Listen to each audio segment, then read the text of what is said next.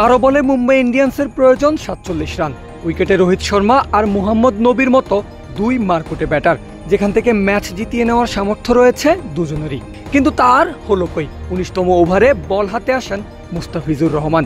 সেই এক ওভার থেকে দিয়েছেন মাত্র 13 রান। শার্দুল ঠাকুর স্লিপে একটা ক্যাচ মিস না করলে হয়তো উইকেটের সংখ্যাটা আরও একটা বাড়তে পারত।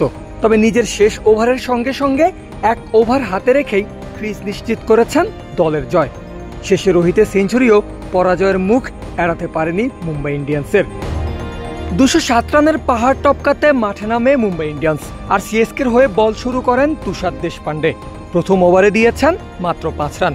এরপর ইনিংসের দ্বিতীয় ওভারেই ফিজের হাতে বল তুলে দেন ক্যাপ্টেন ঋতুরাজ।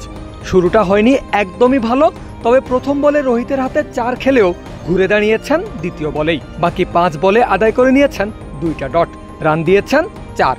প্রথম ওভার শেষে মুস্তাফিজ খরচ করেছেন মাত্র 8 রান। তৃতীয় ওভারে ফের বলে সে দেশপান্ডে খরচা করেন 11 রান। তবে 4 নম্বর ওভারে ফিজের জায়গায় আনা হয় শার্দুল ঠাকুরকে, যে ওভার থেকে মুম্বাই ইন্ডিয়ান্স তুলে নেয় 13 রান।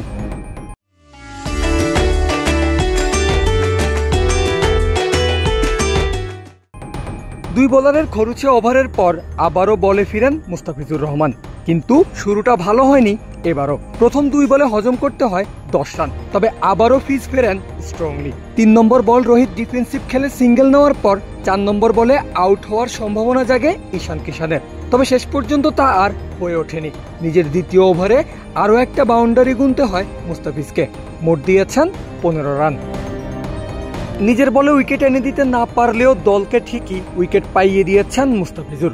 মাথিসা পাথিরানার বলে তালুবন্দি করেছেন প্রায় অসম্ভব একটা ক্যাচ, যেই ক্যাচে 0 রানে মাঠ ছাড়তে হয়েছে বিধ্বংসী সূর্যকুমার যাদবকে।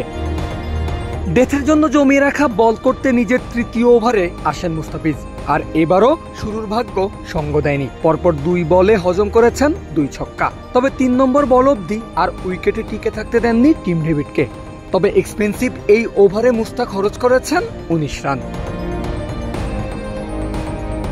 পারভেজ আল হাসান, ক্রিক ফ্রেন্জি।